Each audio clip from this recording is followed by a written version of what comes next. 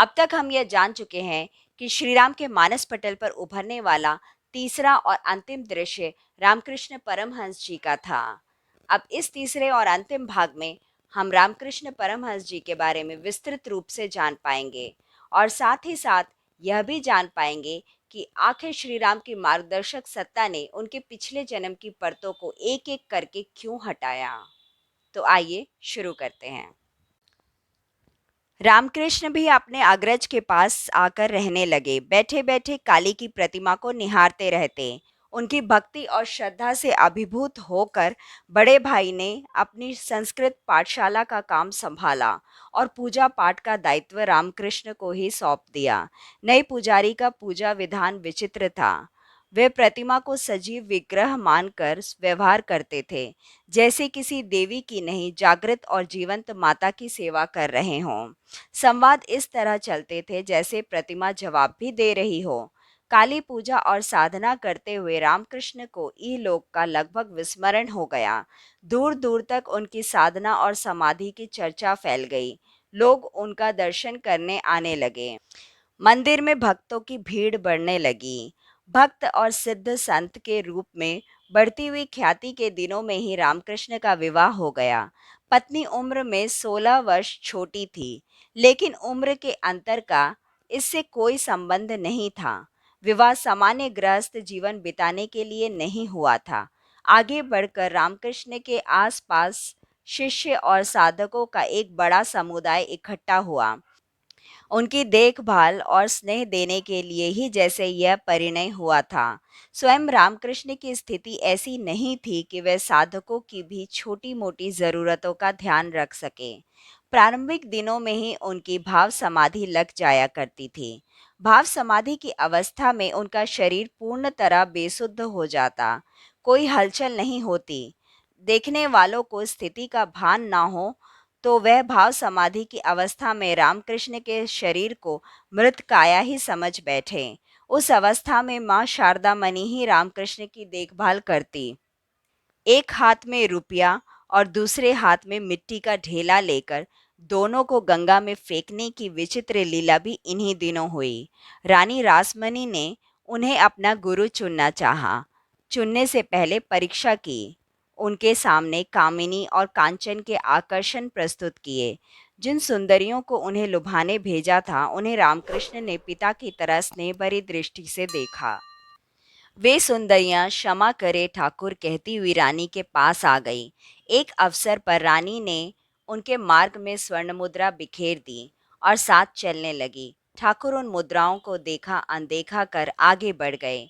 रानी ने उधर संकेत भी किया, लेकिन ठाकुर यह कहते हुए आगे बढ़ गए कि वह भी माँ का प्रसाद है, मिट्टी की तरह ही जमीन पर पड़ा है। एक अन्य अवसर पर कपड़ों में छुपाकर स्वर्ण मुद्रा दी गई। वस्त्र छूते ही रामकृष्ण तिलमिला से गए।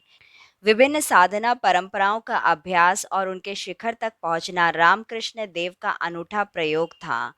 राम की उपासना शुरू की तो हनुमान की तरह व्यवहार करने लगे। राम रघुवीर कहते हुए वे वृक्षों पर चढ़ जाते और फल तोड़ते, दांत से काटते और चक्कर फेंक देते।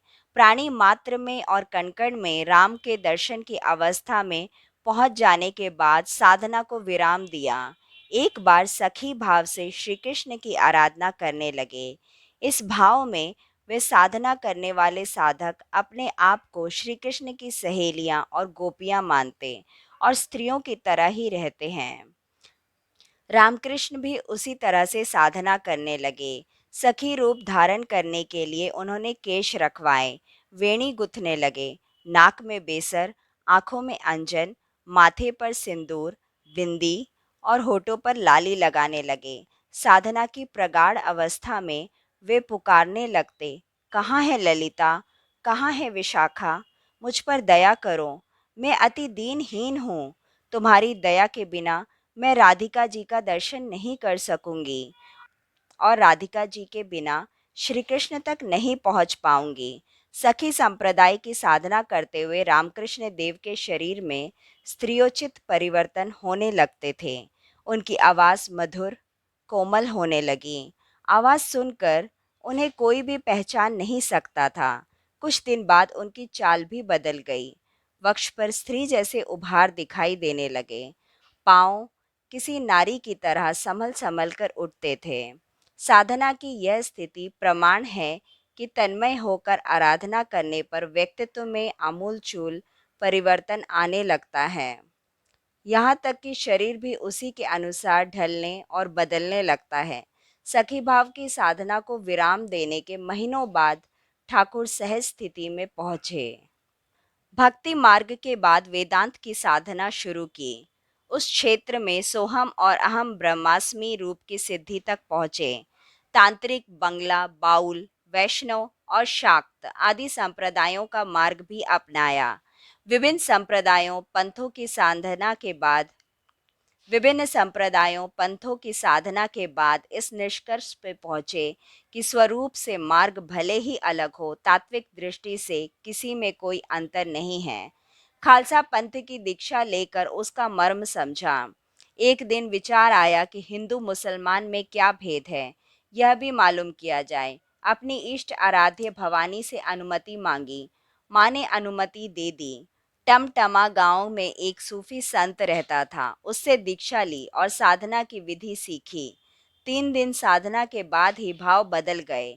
उनके उनके अंतःकरण में हिंदू का भाव विलुप्त हो गया। उन्होंने मंदिर में जाना बंद कर काली का प्रसाद नहीं खाया। साधना के दिनों में किसी ने कहा कि इस्लाम के अनुसार जो काफिरों का वध करेगा वही स्वर्ग में सुख से रहेगा। तुम भी क्या काफिरों का वध करोगे? रामकृष्ण परमहंस ने कहा, काफिर बाहर नहीं रहते, वे हमारे भीतर ही हैं। काम, क्रोध, लोभ, मोह, मद, मत्सर आदि ही हमारे भीतर रहने वाले विजातीय तत्व हैं। उनका विनाश करने से ही अल्लाह की मेहरबानी होती है। विद्या और शक्ति ही मनुष्य को सुख देती है। उसके सिवा कोई सुंदरी या अप्सरा नहीं है जो मनुष्य को निरंतर अगाध सुख देती हो। ईसाई धर्म की साधना उपासना का मार्ग भी अपनाया। सब धर्मों और साधन परंपराओं का मर्म ज्ञान समझ लेने के बाद वे अपने स्वभाव में स्थित हो गए। मुक्त और सिद्ध आत्माओं को वैसे अपना कोई स्वतंत्र स्वभाव नहीं होता है। वे परमात्म चेतना से इस तरह ओतप्रोत हो जाते हैं कि उनकी अपनी स्वतंत्र सत्ता कहीं दिखाई भी नहीं देती। जिस स्थिति और स्तर का साधक आता है उसी के अनुरूप वे दिखाई देने लगते हैं। दर्पण की तरह स्फटिक के बने विग्रह की भांति हो जाते हैं, जो सामने उपस्थित दृश्य या वर्ण को ही अपने स्वरूप में प्रतिबिंबित करने लगता है। रामकृष्ण देव जब विविध साधना धाराओं को ही परख रहे थे, पूजा की कोठरी में बैठे श्री राम को ये दृश्य जीवंत घटनाओं की तरह दिखाई देते हैं। दक्षिणेश्वर मंदिर में भिन्न भिन्न संप्रदायों के साधक, सन्यासी, फकीर, पादरी आदि आ रहे हैं। किसी दिन 700 नागा साधुओं में प्रमुख तोतापुरी नामक सन्यासी आते हैं। चारों ओर उनकी बड़ी ख्याति है। पौष महीने में गंगा सागर से स्नान करके लौटते हुए वे दक्षिणेश्वर में ठहरते हैं। रामकृष्ण देव को देखकर पूछते हैं, तुम कुछ साधना करोगे? माँ कहेगी तो जरूर करेंगे, रामकृष्ण ने बाल सुलभ सरलता से कहा। तोतापुरी ने समझा कि वे अपनी जननी माता की अनुमति चाहते हैं शायद। कह दिया, जाओ पूछ आओ। रामकृष्ण माँ काली के सामने बैठकर पूछने लगे, तो उधर से उत्तर आया, कर लो। फिर पूछा, कौन सिखाएगा साधना? माँ ने उत्तर दिया, जो मुझे वेदांत सिखाने आया है वही साधना भी सिखाएगा। स्वामी रामकृष्ण ने महंत तोतापुरी से सारा संवाद ज्यों का त्यों कह सुनाया। वे हंसे और फिर उससे कहा, हमसे उपदेश ग्रहण करना है तो सन्यासी बनना पड़ेगा। रामकृष्ण उसी सहजता से पूछते हैं, सन्यासी होने के लिए क्या करना पड़ेगा? कोठरी में अपनी मार्गदर्शक सत्ता के दिव्य सानिध्य में बैठे श्री राम अनुभव कर रहे थे, जैसे रामकृष्ण के रूप में वे स्वयं ही यह संवाद कर रहे हों। तोतापुरी जी सन्यासी के तोतापुरी जी सन्यास के बारे में समझाते हैं। उसके लिए श्राद्ध, होम, तर्पण आदि करना पड़ेगा। भगवा वस्त्र पहनना होगा और निरंतर विचरण करते रहना पड़ेगा। रामकृष्ण ने कहा, सब स्वीकार है, लेकिन भगवा पहने बिना सन्यासी हुआ जाए ऐसा कुछ कीजिए। मैं यह स्थान छोड़कर अन्यत्र नहीं जा सकता। मेरी माँ जीवित है, अब उनका कोई पुत्र भी नहीं। इसलिए उन्हें छोड़ा नहीं जा सकता। तोतापुरी ने स्वीकार कर लिया। सन्यास की तैयारी होने लगी। शिखा, सूत्र, कंठी, माला आदि चिन्हों का विसर्जन हो गया। चिता आरोहण और श्राद्ध तर्पण की क्रियाएं भी संपन्न कर ली गई। सर्वस्व त्याग का व्रत ग्रहण कर लिया। दीक्षा के बाद तोतापुरी अपने शिष्य को उपदेश देते हैं और समाधि में ले जाने का प्रयत्न करते हैं। स्फटिक की माला में एक मन का अलग निकाला और रामकृष्ण देव को पद्मासन लगाकर बैठ जाने के लिए कहा। शिष्य ने पद्मासन लगा लिया। तोतापुरी ने रामकृष्ण की आंखों के बीच भवों के मध्य स्फटिक का स्पर्श किया। उसे कुछ देर से दबाया। थोड़ा सा दबाव पड़ना था कि रामकृष्ण देव की समाधि लग गई। वे अचेत से हो गई। नाड़ी की गति और हृदय की धड़कन यथावत चल रही थी, लेकिन उन्हें कोई बोध नहीं था। यह अवस्था देखकर तोतापुरी थोड़े डरे। उन्हें लगा कि रामकृष्ण कहीं शरीर न छोड़ दे। बड़ी सावधानी से उन्होंने साधक की देखभाल की।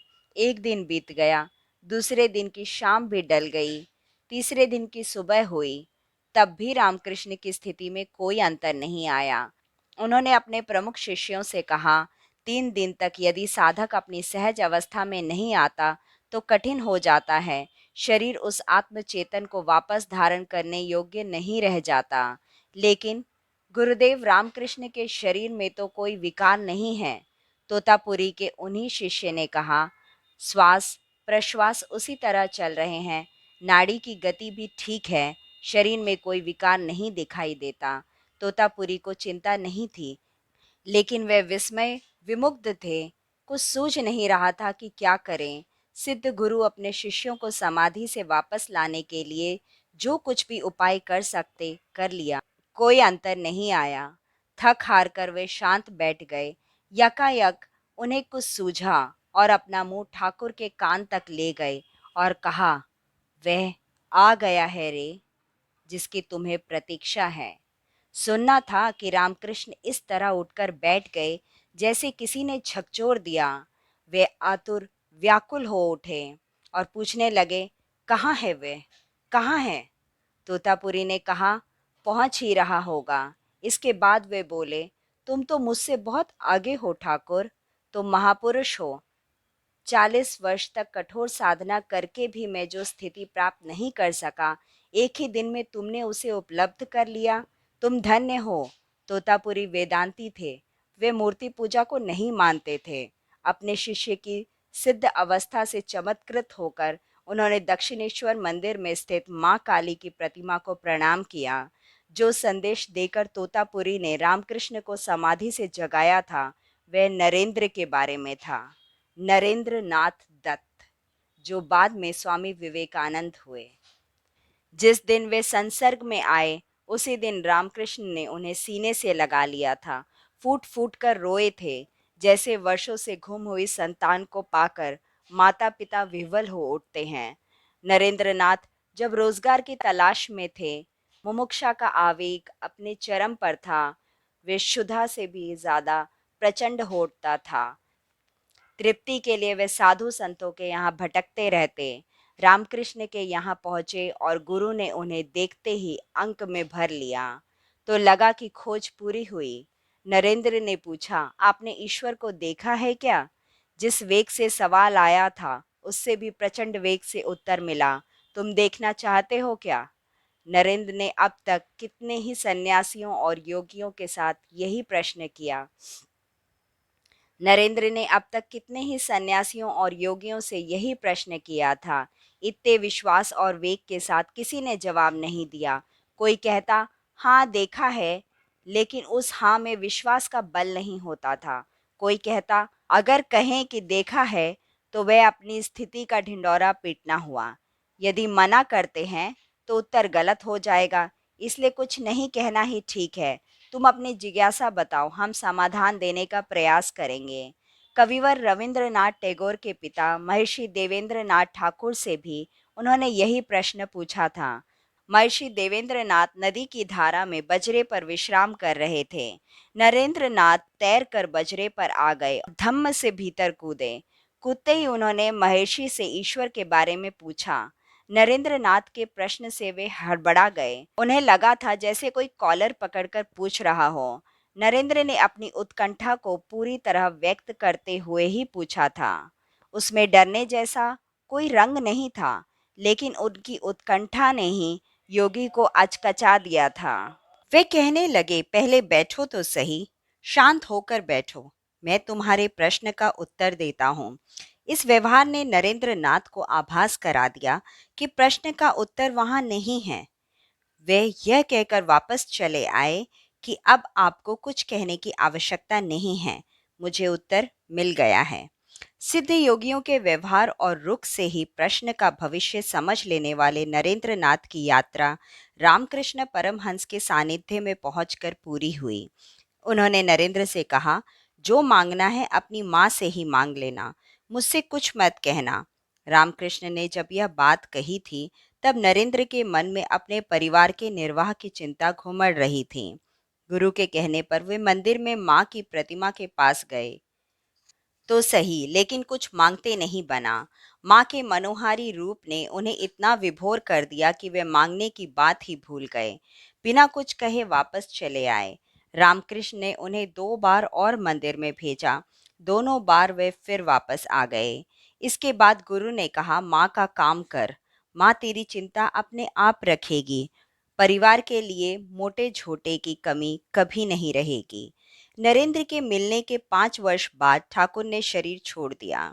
शरीर छोड़ना भी जैसे किसी देवी योजना का हिस्सा था। एक दिन उन्होंने शिष्य से कहा, सुनो, अब लोगों के साथ ज्यादा बात नहीं कर सकूंगा, इसीलिए माँ से निवेदन किया कि नरेंद्र, राजा, तारक, बाबू योगेन, शशि आदि शिष्यों को शक्ति दें। अब आगे से यही लोग भक्तों को उपदेश दिया करें। घोषणा के कुछ दिन बाद गले में पीड़ा उठने लगी। पीड़ा बढ़ी, भोजन करने में कठिनाई होने लगी, रोग बढ़ता गया। भक्तों ने उपचार के लिए कहा। रामकृष्ण कहने लगे, माँ की इच्छा है, वे चाहेगी तो रोग ठीक होगा, वरना कितना ही उपचार करो कुछ नहीं होने वाला। उपचार नहीं कराने के पीछे औषधियों के निर्माण में बरती जाने वाली क्रूरता मुख्य कारण थी। भक्तों ने दबाव डाला कि जिन औषधियों में पशु हिंसा नहीं हुई हो, उनका उपयोग किया जाए। होम्योपैथी और आयुर्वेदिक चिकित्सा शुरू हुई। उनसे भी कुछ लाभ नहीं हुआ। हालत ज्यादा बिगड़ने लगी। एक दिन ठाकुर ने कहा कि जब रोग मिटता नहीं, तो इसके लिए कष्ट सहने की क्या आवश्यकता। माँ को कष्ट क्यों दिया जाए। उस दिन ठाकुर ने भोजन भी नहीं किया। माँ शारदा मणि की लाई हुई भोजन की थाली वापस कर दी। उस दिन 16 अगस्त की तारीख थी। दिन भर सहज दिखाई दिए। शाम को भर पेट भोजन किया। आधी रात बीत जाने के बाद 1 बजे के करीब रामकृष्ण परमहंस ने अपनी लीला का संवरण कर लिया। उनके शिष्यों ने ठाकुर का सौंपा हुआ दायित्व निभाने का संकल्प करते हुए गुरु के पार्थिव अवशेषों को श्रद्धा भक्ति से प्रणाम किया। उन्हें समाधि दी गई। पूजा की कोठरी में बैठे श्री राम इन दृश्यों की यात्रा करते हुए चुपचाप बैठे रहे। स्मृतियों से वे बाहर आए। सामने प्रसन्न मुद्रा में खड़ी मार्गदर्शक सत्ता को निहारा। स्मृतियों से वापस लौटते हुए चेतना कलांत सी हो रही थी, जैसे बहुत दूर यात्रा कर ली हो। अनियंत्र और निरंतर यात्रा करने के बाद शरीर और मन जैसे थक जाता है, वैसी ही बल्कि उससे कई गुना ज्यादा थकान अनुभव होने लगी। कुछ ही पलों में 600 वर्षों का जीवन जी लिया। इस अवधि में लिखे गए शब्द या अंकित किए गए दृश्यों का अवलोकन करने में जितना समय और श्रम लग सकता है, उसका दबाव चित्त पर अनुभव हो रहा था। प्रकट तौर पर यूं कुछ ही क्षण बीते थे। 5-7 मिनट की नींद में कभी जन्म जन्मांतर की यात्रा कराने वाले दृश्य भी चेतना में उभर आते हैं। समय का जो विस्तार वर्तमान स्थिति में अनुभव होता है, वह स्वप्न, समाधि भाव और अंतर यात्रा के समय प्रतीत होने वाले विस्तार से सर्वथा भिन्न है। श्री राम की अंतर यात्रा भी सूक्ष्म और दिव्य विस्तार में प्रवेश की यात्रा थी, लेकिन जब वे वर्तमान में लौटे तो थकान ने घेर लिया। मार्गदर्शक सत्ता ने दायां हाथ आगे बढ़ाया, उसका अंगूठा दोनों भवों के बीच में रखा और चारों उंगलियां सिर के उस भाग पर जिसे योगी जन सहस्रार या ब्रह्मरंग कहते हैं। इस स्पर्श ने श्री राम की क्लांति को दूर कर दिया। चेतना में सुफुर्ती लहराने लगी। एक नया जगत सामने प्रस्तुत हो गया। उस जगत में आलोक से भरा हुआ पूजा कक्ष, गुरुदेव और अपने सिवा वातावरण में दिव्य गंध की व्याप्ति अनुभव हो रही थी। जो कबीर था, जो रामदास था और जो रामकृष्ण था, वही तुम हो। यह अंतर्दर्शन थकाने या चमत्कृत करने के लिए नहीं है। प्रकाश की भांति ही दिखाई दे रही उस मार्गदर्शक सत्ता के होठ हिले। उस कंपन से जो निर्देश प्रस्फुटित हो रहे थे, उसमें कोई ध्वनि नहीं थी। परावाणी भी नहीं कह सकते, क्योंकि उसके लिए होठों के कंपन भी आवश्यक नहीं। पश्यंती स्तर की यह वाणी केवल उसी व्यक्ति को सुनाई देती है जिसके लिए वह निःसृत होती है। गुरुदेव कह रहे थे, अभी तुम्हारे लिए एक ही प्रेरणा है, इसे निर्देश भी माने। यह प्रेरणा है साधना। सहज और सामान्य भाव से बैठे श्री राम के मन में जिज्ञासा उठी। उसे कौतूहल भी कह सकते हैं। मार्गदर्शक सत्ता से प्रथम दृष्टि में ही परिचय इतना प्रगाढ़ हो गया भी मान सकते हैं कि अटपटा प्रश्न पूछने में भी कोई संकोच ना हो। साधना में बैठे श्री राम ने अपनी मार्गदर्शक सत्ता से पूछा, हम तो आपको खोजते हुए नहीं आए थे, आपने हमें क्यों ढूंढा? अचानक साधना का आदेश क्यों दे रहे हैं? किस तरह की साधना? कहते कहते श्री राम के अधरों पर एक मुस्कान खिल उठी। मार्गदर्शक सत्ता भी मुस्कुराई। घनी और लंबी मूछों के पीछे छुपे होठों पर वह मुस्कान साफ दिखाई देती थी। उन्होंने कहा, गुरु ही शिष्य को खोजता है, शिष्य गुरु को नहीं। पिछले कई जन्मों की यात्रा तुमने इस शरीर के साथ संपन्न की है। इसके साथ उंगली पकड़कर चले हो। अब होश संभाला और यात्रा करने की स्थिति में आए तो हमने तुम्हें पकड़ लिया। उस दिव्य आभा मंडल पर जब यह शरीर संबोधन सुनाई देता था, तो संकेत उस आभा मंडल की ओर ही होता था। यह तुम्हारा दिव्य जन्म है। इस जन्म में भी हम तुम्हारा मार्गदर्शन करेंगे, सहायक रहेंगे। तुमसे वह सब कराएंगे जो युग धर्म की स्थापना के लिए आवश्यक है। उस दिव्य आत्मा ने श्री राम के इस जीवन का क्रम निर्धारण जैसे पहले ही कर रखा था। कहने लगे, ईश्वर को जिनसे जो काम लेना होता है, उनके लिए आवश्यक बल और साधन भी पहले से ही तैयार रहते हैं, लेकिन वे अनायास ही नहीं मिल जाते। उनके लिए साधना का पुरुषार्थ करना ही पड़ता है। साधना का एक चरण 24 वर्ष तक महापुरुष चरण की श्रृंखला चलाने के रूप में है। एक वर्ष में गायत्री महामंत्र के 24 लाख जप का एक महापुरुष चरण संपन्न करना है। उसके लिए तपश्चर्या का अनुशासन भी अपनाया जाना चाहिए। वह अनुशासन नियत कर दिया गया है। जौ के आटे की बनी हुई रोटी और गाय के दूध का बना मट्ठा। शरीर चल जाए उतना ही आहार लेना है। सौंपे गए कार्यों के लिए जितना स्वास्थ्य और ओज चाहिए, उसकी पूर्ति दिव्य शक्तियां करती रहेगी। उपासना का जो क्रम निर्धारित हुआ है, वह कम से कम 6 घंटे चलने वाला था। निर्धारित उपासना संपन्न हो चुकी थी। जब निवेदन के बाद विसर्जन और समर्पण का विधान ही शेष रह गया था। श्री राम ने उस उपचार को स्थगित किया और निर्दिष्ट क्रम के अनुसार आगे का जप आरंभ किया। एक वर्ष में 24 लाख जप का अनुष्ठान संपन्न करने के लिए 66 मालाओं का जप, लगभग 7,000 बार गायत्री मंत्र का उच्चारण आवश्यक है। उस दिन सूर्योदय के बाद करीब 5 घंटे तक और बैठे रहे, साधना करते रहे। जब कब पूरा हो गया कुछ पता ही नहीं चला। जप और सविता देवता के ध्यान के समय साधना के संबंध में तरह तरह की जिज्ञासाएं उठीं। उन्हें पूछने के लिए शब्द नहीं तलाशने पड़े।